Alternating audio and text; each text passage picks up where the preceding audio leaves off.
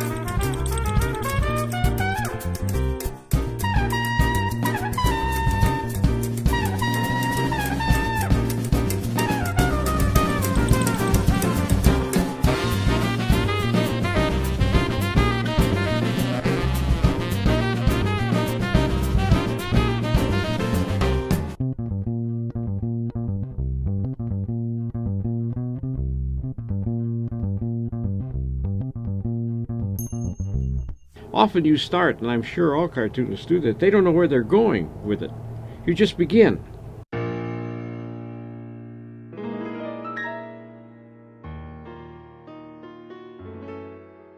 Eldon Dedini has made a career as a gag writer and cartoonist for some of America's most prominent magazines. Eldon's career spans 6 decades, including work at Universal Studios, Disney, The New Yorker, Esquire magazine, and Playboy. Eldon's life began in 1921. His early years were spent on his parents' ranch in King City, California. This is the story of one of America's greatest cartoonists, Eldon Dedini.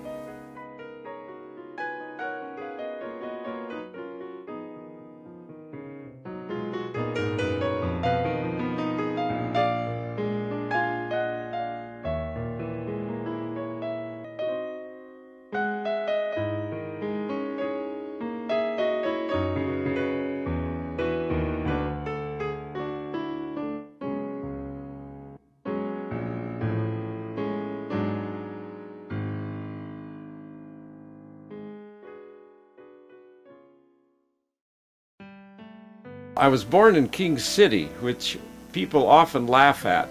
They wonder how somebody came from King City and became a cartoonist. But I think it was darn good. When I was there, maybe 3,000 people. And most of them from some ethnic group, you know, Hispanic, Indian, Italian, Swiss, Portuguese. I heard broken English, I think, all my life and didn't know it. They were all in the vegetable business, cattle business, rural, agricultural.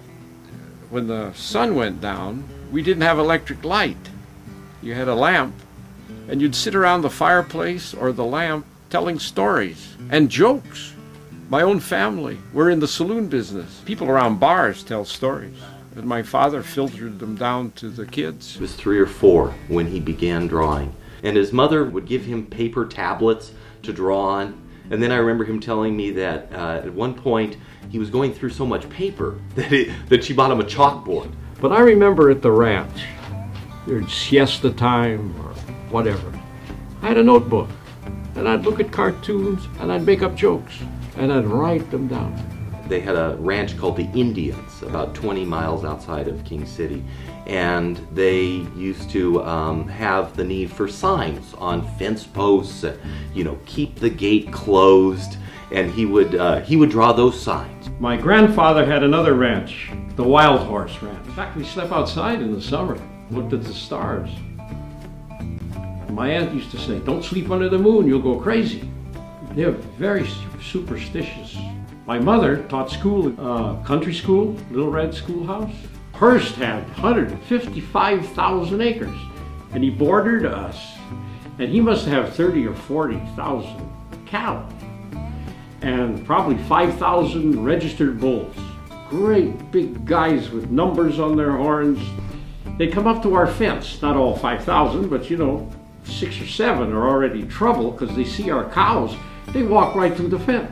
The father was always fixing the fence. Well, after the second time, he just opened the gate when he saw them. As a consequence, after 10, 12 years of this, our herd was as good as a horse.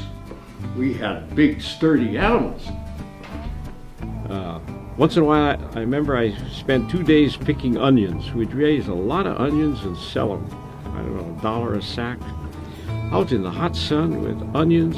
Boy, you smell like onions at the end of the day. You can't believe.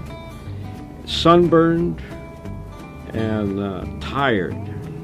And of course I was drawing then. And so my brother, you know, if there was a choice, I drew and my brother got on a horse and did other things. But in school, because I could draw, classmates would say, draw something on my t-shirt, or we used to wear sailor hats and I used to print their name or draw a funny picture. I couldn't do a caricature at that age, but I'd draw a dumb head and put their initials on it, and they were happy. Somewhere in freshman, sophomore, I discovered there is a career as a gag writer and cartoonist, and I'm going to be that. He had an art teacher named Leon Amix, who was really a mentor toward my father. He's like a father figure. He said, make a portfolio, go down to the local newspaper, the Salinas Index Journal and the Salinas Morning Post.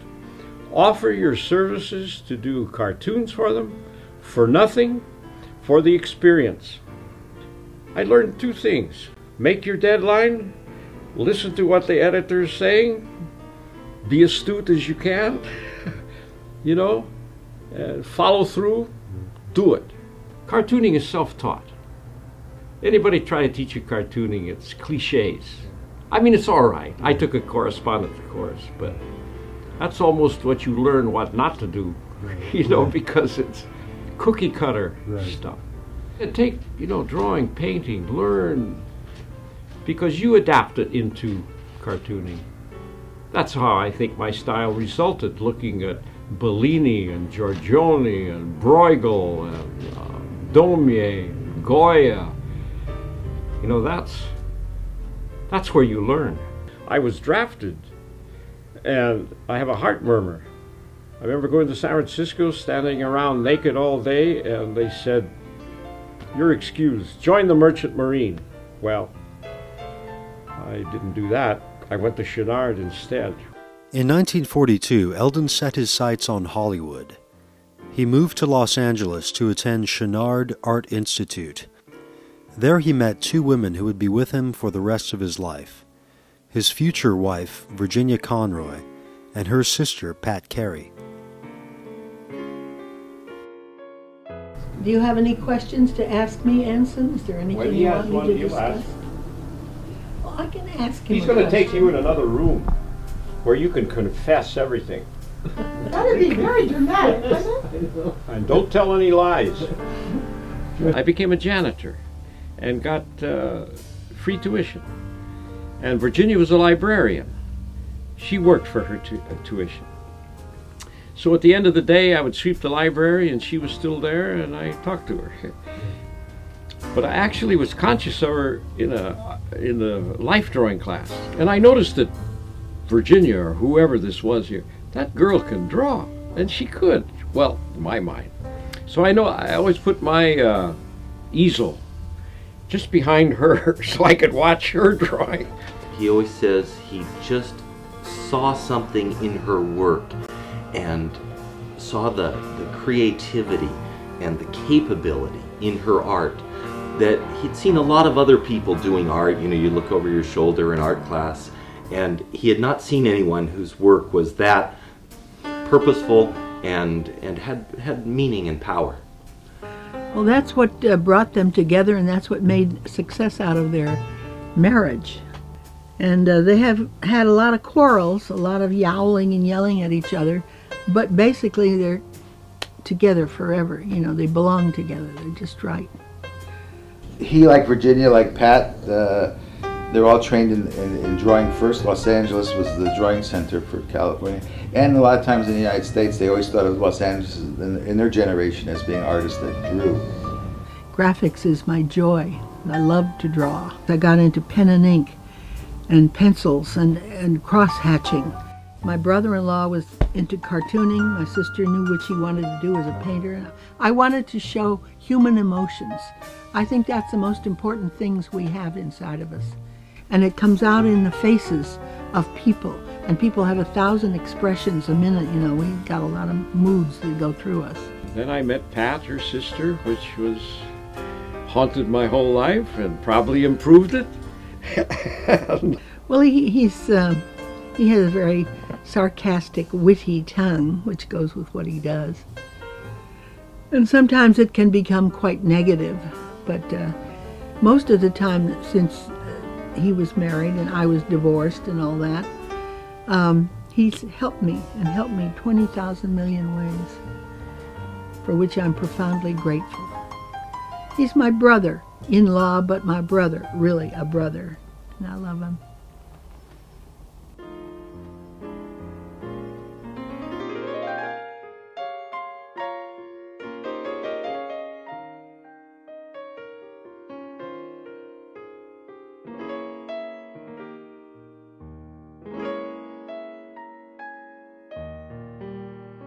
I think that secretly in his heart, Eldon has always admired the fine artist. That's supposed to be superior.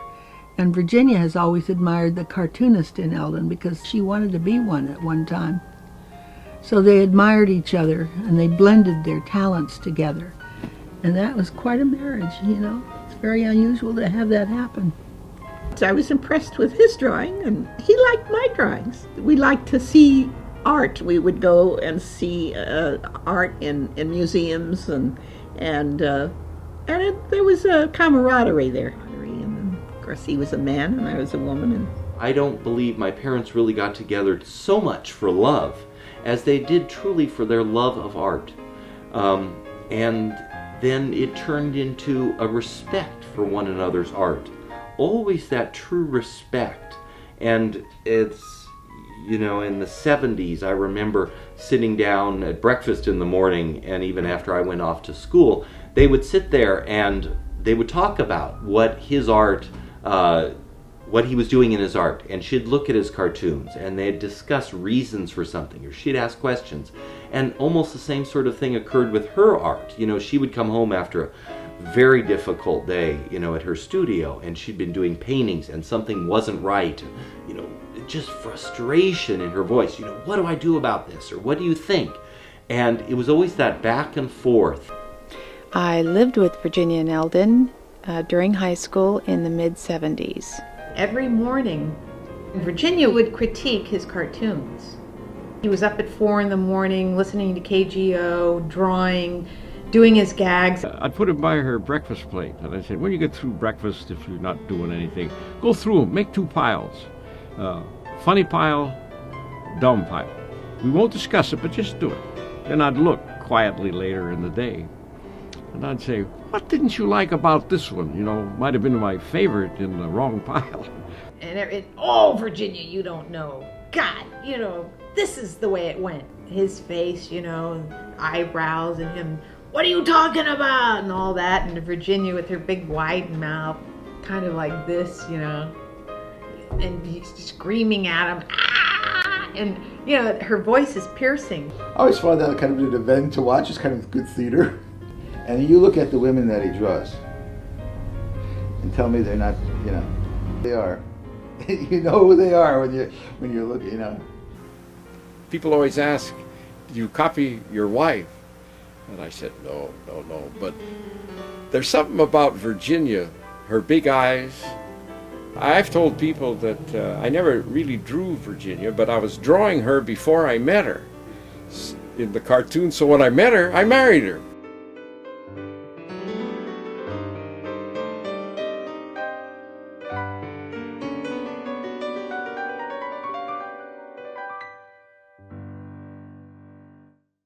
The Muslim world and Iraqi and Iranian was on my mind, especially these burqas. and then the modern Iraqi-Iranian person. So the gag, this is the way I rough it to send to Playboy or the New Yorker. This woman is talking.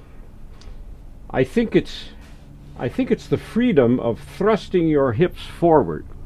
Okay, when they okay it, I get letters like this from Hefner and Michelle Urey. I think Michelle makes kind of a preliminary cut. I think she's a dynamite editor, and it's finalized with Hugh. He usually writes on it, okay, HMH, make the girls prettier. I kind of blew that up with a Xerox, and that's it.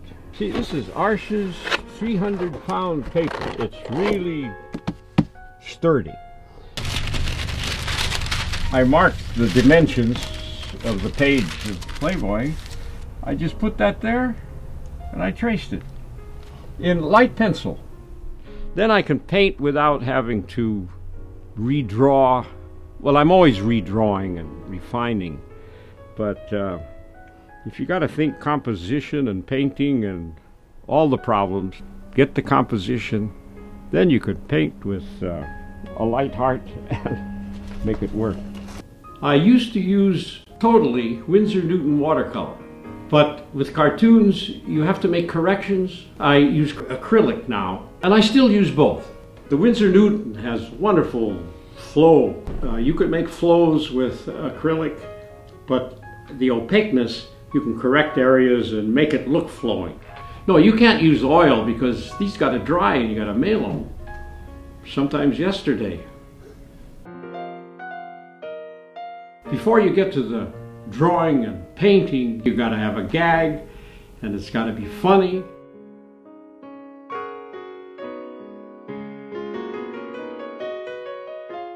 You don't just sit and wait for a laugh. You get a subject, you have to have a point of view on it, take a position, and with cartooning, most positions are negative. You can't be funny about praising things. What's funny? What's funny is you take something that's real, you flip it, and you make it more real, or you take a cliche that's become stupid. It's that message underneath. You find the laugh, and you doodle. You just doodle until you get it. Cartooning, as in writing, I think is revision. Revision is everything. You'd read a newspaper, something, take a line, just take the line verbatim. And even after you get everything, you write the line sometimes 20, 30 times. You know, one word doesn't quite have a flow, but another one can just make it explode. Now we're dealing with another religion and that, and you're cautious. 100 people bombed in a restaurant. Yeah, make a joke. Yeah, I know. I don't know. After 9/11, you know, I tried moolah jokes. That stuff. Yeah, but you know, that's difficult. It's how that philosophy affects the daily life of people in the modern world of how it's going. Who's got to adapt? From a cartoonist standpoint, how does it affect these people? Like we hear of Iranian women who want to have personal freedom. And I've been told by an airline pilot, they get on the plane with traditional garb and they get off the plane in miniskirt and lipstick. There's the area for the humor.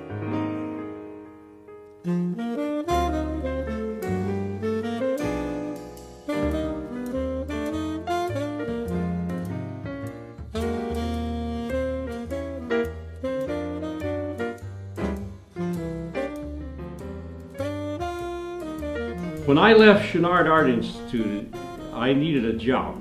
I had taken a course in set decoration, storyboard, set drawing, camera angle, and after 2-3 months, the whole studio went on strike. Hollywood was in a big turmoil. Then I still needed a job, so I went to Disney. Luckily, they took me in the story department, and I worked 2.5 years very happily. And you know, he was a young, essentially country person in Los Angeles in the midst of a time when animation, the Disney experience was happening, It was a big deal to him. What I had started when I was in art school was accumulating. And after 2 years, when I was at Disney, I got a phone call from Dave Smart, the publisher.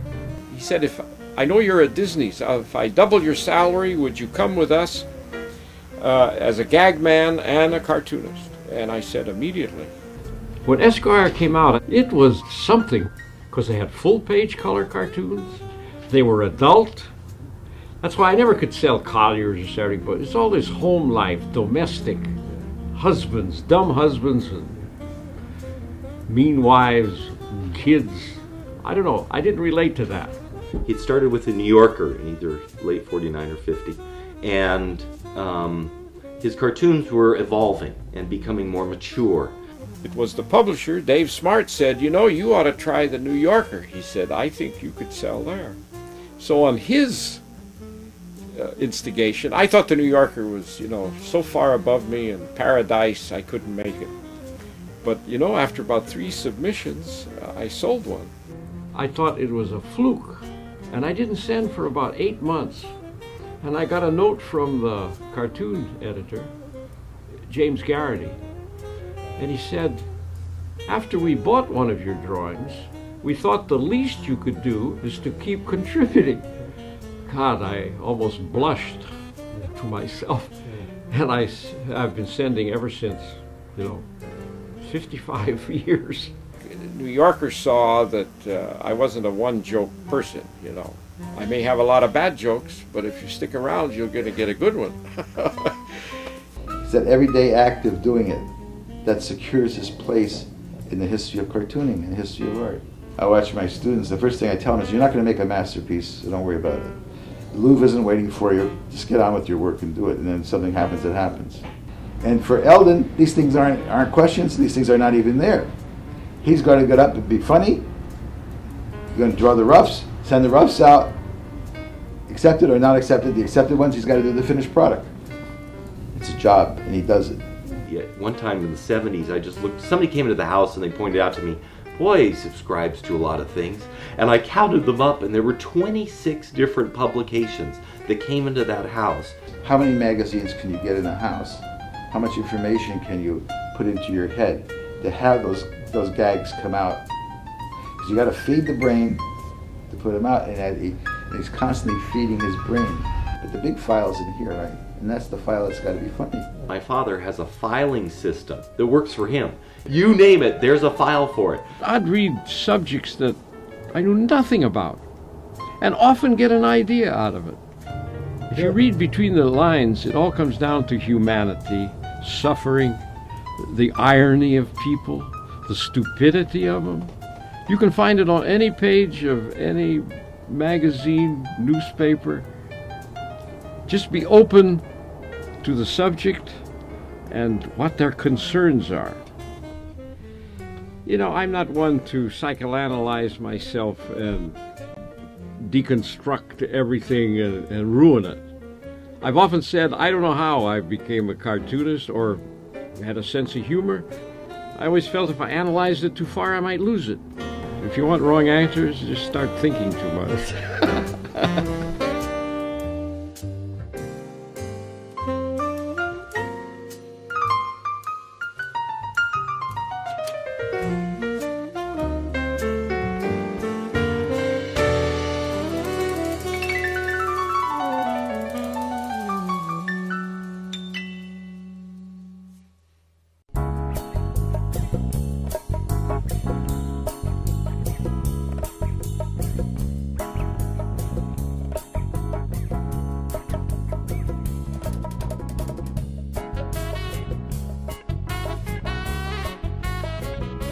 He began in the 40s going to little dive clubs in Los Angeles where there were musicians, African Americans who played jazz. And when he came to Monterey, that was continuing because the Monterey Jazz Festival was beginning, and after that he would invite people to our house. You'd have black, white, all these different people that would come in to hear their viewpoint on life, their take on life, and to begin to incorporate that into your own world. Turk Murphy was in the band. Bob Scobie, called the Dawn Club. Oh, I thought that was wonderful. But then we went to the Black Hawk. Miles Davis played, Oscar Peterson, Dave Brubeck, Jerry Mulligan. Yeah, Mulligan was around San Francisco, Fantasy Records. I think with Duke Ellington. So he went up, introduced himself, get some pictures, fine. And he said, Eldon here does a lot of jazz cartoons, which I did. He said he did one on your band, which I did. He said it appeared in Colliers. And Ellington kind of looked, and he reached in his wallet. He takes out, you know how people sit on their wallet, everything gets kind of stuck, and he was fooling there, and he took out a piece of paper and unfolded. It was my cartoon. That's like coming full circle. You do things, but you never know what happens. Man, here's a guy that not only saw it, put it in his pocket and saved it. Ed Ricketts, made famous by John Steinbeck's novel Cannery Row, owned a shack called the Pacific Biological Laboratory. In 1948, Doc Ricketts was going out for beer one evening, and a train hit him here, Cannery Row. And shortly, Harlan Watkins came down from San Francisco. He taught English literature and world literature, and so he knew Steinbeck and the whole thing, saw the place was vacant, got the place for $40 a month to live. The lab is on what's now known as Cannery Row. And it was started by a group of guys, all prominent, all of them. I think maybe 20, 25 guys, dentists, doctors, you know, and they all love jazz. We incorporated under Doc Ricketts' name, Pacific Biological Laboratory. They all love to discuss, you know. I learned more at this bar than any place in the world. The other two cartoonists were Gus Areola, who drew Gordo, and Hank Ketchum, Dennis the Menace. Great musicians, jazz artists, would sit there until 4 or 5 o'clock in the morning, drinking straight bourbon, whiskey, playing. Well, Earl Father Hines, Percy Heath, they played at the festival. And then many of the members here were on the board, and they say, you know, I got nothing to do, come down, have a drink, whatever. Oh, Phil Woods. Kind of a hipster, bopster. He never went home. He and I sat here. He was in love with whatever. Finally, around 4 o'clock, he went out the door and I saw him go up the street. He still had a glass in his hand, his horn, walking up in the night. The lab really served as a meeting point for a whole bunch of people. Again, through the Jazz Times and the Monterey Pop Festival, you know, you'd have all sorts of different people coming to the lab after he played. Just like a bar, they had the hanging glasses, and there were martini glasses, and margarita glasses, and white wine glasses, red wine glasses, highballs, whatever it might have been. It was all there. I remember going through in the bathroom at the lab was this funky old mirrored cabinet, but there were all these different old apothecary jars and bottles that had handwritten labels on them. Small to medium-sized to horse-sized pills, and they would say light hangover, medium hangover, heavy hangover. They had fun times for a long time. Good music, good living, good food, but he is the guy, you know, the guy who is always making everything happen.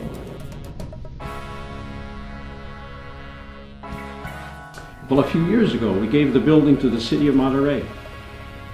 And we've got 15 years more to come here Wednesdays, and we got a 5-year extension. So 2013, we better all be dead or we can't come. Yeah, he's around San Francisco. That was a Christmas joke. Cable car. The best, two little kids are talking here, and people got packages. The best Christmas present I could get is my parents renewing their marriage contract. That appeared in Playboy. You know, quite a plea for parents to stay together. Oh, I always like this one. It's a big scene. You know, they're dressed in Dickensian times. What we have here is gluttony and abstinence, ribaldry and prayer, obscenities and solemn ceremonies, dancing, screwing around, and saintliness. All in all, Christmas works. Italian art, the religious painting, Michelangelo, Tintoretto, Giorgione. I've learned as much. I just love it. The cathedrals in Italy and France. I've often thought if I lived then, I'd love to be up on a ceiling on my back painting. Those pictures were painted for people who could not read and write. They were sending a message. That's what cartooning is, sending a message. How the message is sent, the composition, the dramaticness of it. You know, when you get into the Impressionists, they broke up color and it's the mood and all that. No, they put, Mary there in a red dress, and the other guy's got a blue cloak. It's comic strip. Just bang that color. Keep it simple. He's talking about a drink here. It's a naive Hanshu sake without any real pizzazz, but you'll be amused by its transcendentalism. That's kind of funny. Que pasa, Hideki? You used to be a hoot. I've got Spanish in there and English slang. I don't know. Sounds funny. If it sounds funny to me, it is funny. Now I remember you. You got a C- in Kama Sutra. It's probably painful what he's doing there.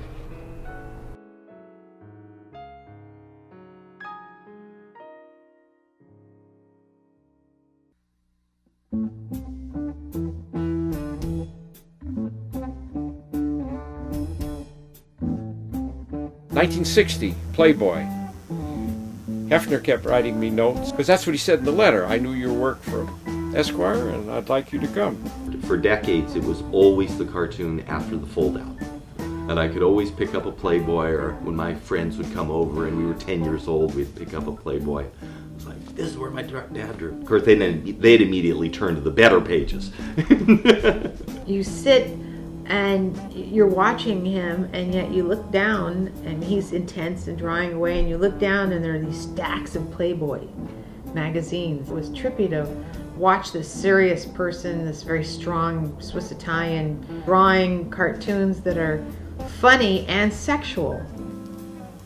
Doing boy-girl jokes for, 15 years with Esquire, and then you're starting with Playboy. It's endless, and it's like you're doing the same joke all the time. So, I went back in history, and you get satyrs, the Greek myths. They're ideal. They're an equivalent for the businessman or the Playboy bachelor or whoever that's chasing these girls. They did it professionally, satyrs. And nymphs, to me, had a certain weight to them. And Rubens and all that. I think there's more humor in a plump girl than there is in a sylph like. You don't laugh at one like that. And I don't want to be laughing at stout girls, but I think plump girls are humorous. In real life, they're more apt to be. You get a Vogue model, and I don't think she'll ever be funny.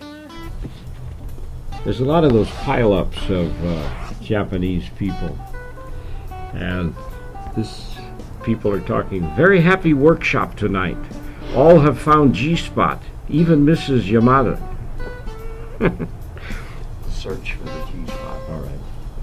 I mean, he looked the part, but he wasn't, what do you call that type of guy?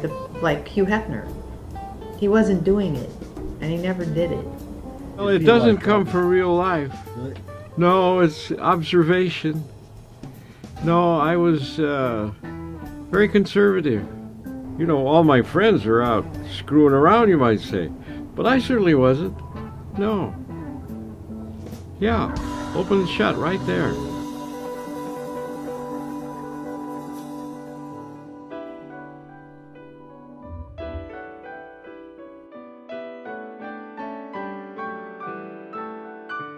A finish came back that had been accepted by Playboy, and there was a note attached to it by Hugh Hef that said, great job. your drawing is getting better and better every year. And I remember the look on his face when he saw those words from Hef, and it was just true. This is what I need to see. I just need to see this. So that's why, even though, here he is 84 and he's been doing all these Playboys, that's why you can still get satisfaction out of that. Not only to be viable as to still be employed in your 80s, doing what you love to do, but you get recognition like that. You observe, but you hope to hell you're making a point out there. No, that really is the target. I don't sit around and say, I am an observer. What is my observation? Does it mean anything? And I might say most cartoons don't mean a hill of beans, but the ones that you hit are very satisfying. When you look at the history of the world, it's always going to be illustrated with something. And many times it's a cartoon. A lot of those Soviet jokes I did come out in textbooks. Who's commenting on it? It's the cartoonist. And he comments it concisely. Other people wrote about it, but they, 2,000 words. It's probably read then and never again, only by a historian And then he may find a cartoon that says it all in one line or one picture with no words.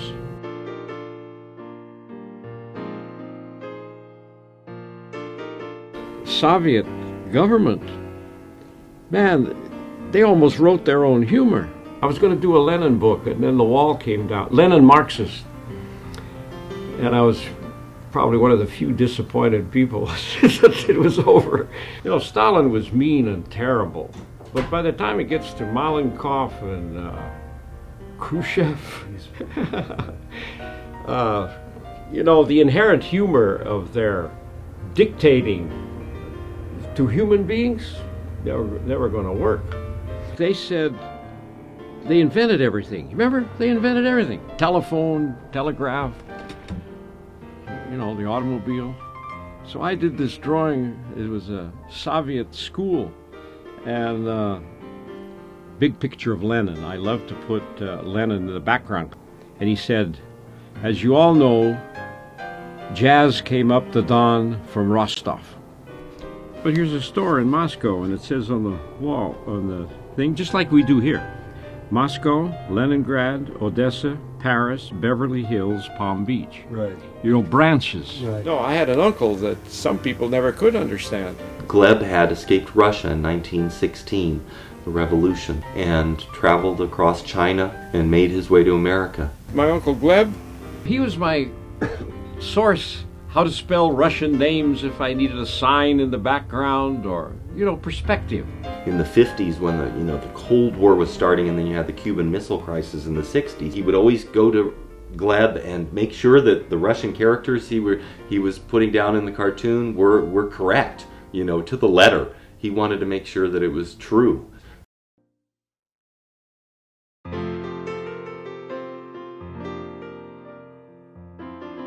He was also doing a variety of other things. There were ads for cocktail mixes or recipes for drinks that his ads would appear on. Just all sorts of little things. He was constantly moving in different directions.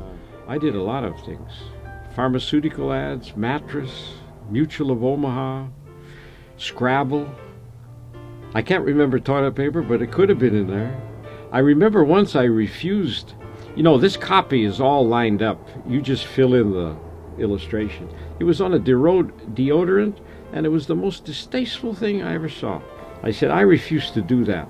And they couldn't understand it. Well, I didn't feel I was an advertising artist. I was doing the other. That underarm smell, and it just didn't, I got to sign my name to that drawing, and it's a stinky ad. I don't know. I'm not against deodorants, but there's a better way to do the thing, I thought. Maybe I was on a high horse that week, and maybe I had a lot of money that week. In the early 60s, my father was working for The New Yorker. Many people and situations looked like Jacqueline Kennedy. And so he drew a cartoon depicting two ladies looking at the Sphinx on a tour of Egypt.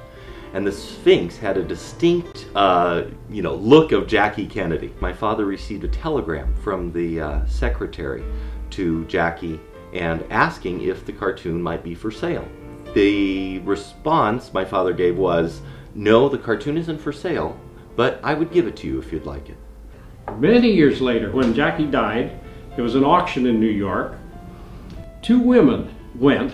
These two women went to school with her.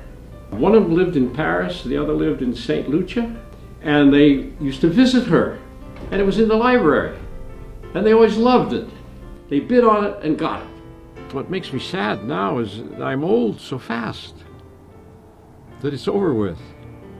It's not over, but I mean, yeah, that kind of, I'd like to be around, do more, see what happens, but then I also know how life is lived, so be thankful for a good life, and I honestly say I had a good life. You sit around being sad, no. Get up each morning and I hope I can drink wine again and be happy.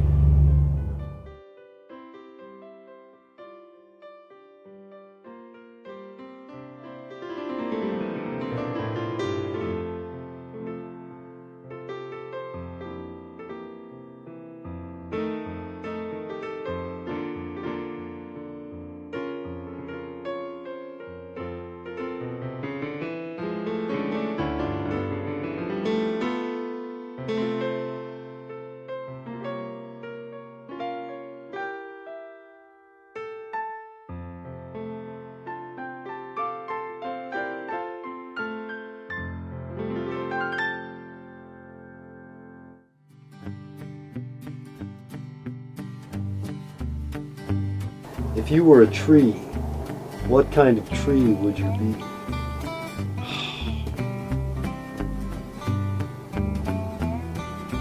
I'd say oak. I grew up in oaks. That's what southern Monterey County on the west side is, nothing but oak. Yeah, and they become beautiful trees.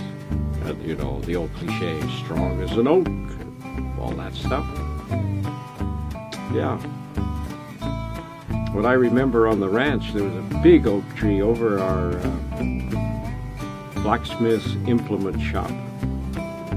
And when oaks get old, they really spread those limbs, and some of them the limb is this big, the trunk is bigger. And during the hot summer, limbs, when it got really hot, it got 106 up there sometimes, would crack and crack off. There's just something about heat and the oak, old oaks. And it just dropped suddenly. If there's anything underneath, man, you had it. And that oak over this building cracked one day on a hot day. Man, we walked around, we never walked under it for weeks. And my father couldn't stand it anymore because he had implements in the shed and he had to go in. So we put a stick of dynamite, put a ladder up on the other side, drilled holes in, put dynamite in there, we're gonna blow the thing. So we did, nothing happened, the limb was still there. Now we felt in worse trouble. When is it gonna go? So for weeks we didn't go around it. And then one night, the ranch house was, quite a ways away. We heard, woke us up. We all felt relieved. The branch fell. Okay, my story of oaks, I'd be an oak. That's it.